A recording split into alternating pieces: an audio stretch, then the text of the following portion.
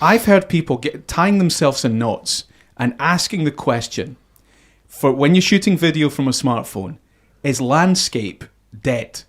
So for years and years, people were ridiculed, you should have turned your phone on the side and all that stuff. But now that there's all these different formats, like, Instagram, etc., is it okay now, as a rule, to shoot everything in portrait?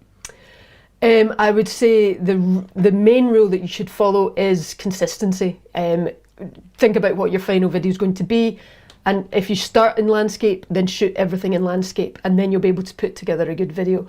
But if you want to do portrait because it's going to be more for stories and Instagram and all of those platforms, then do it in portrait, but do it all in portrait.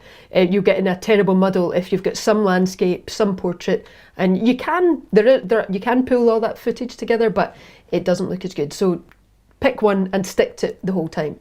Yeah, because I think YouTube now has a portrait mode. So if it's been filmed like that, you click the button and it kind of changes the dimensions almost automatically, doesn't it? It does. And if anyone's watching your YouTube video on their phone and you film the whole video in portrait, then it will appear full screen in portrait, which is brilliant for mobile users.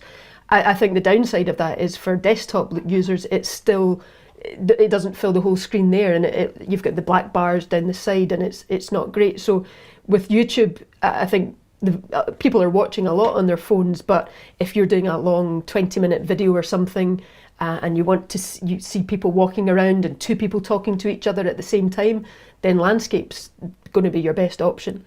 I guess it comes down to understanding the audience and spending a bit of time thinking about, well, what's our subject matter, what's our audience, and how are they most likely to engage with this content. And if they're watching on a phone, then we shoot it for the phone. But if it is that more desktop environment, then we maybe prioritise that. I guess Instagram seems to be the tricky one, though, doesn't it? That you can have a variety of other formats, but then if you want it on Instagram, it needs to be a square somehow. Yeah, so that's where, if Instagram's your main platform, then I would say really consider moving towards shooting everything in portrait, because if you shoot in portrait and then you want to put it up as a main post, you can just chop the bottom or the top off to give you a square video, but you can also use it as a full screen portrait mode on stories, so you've got that flexibility.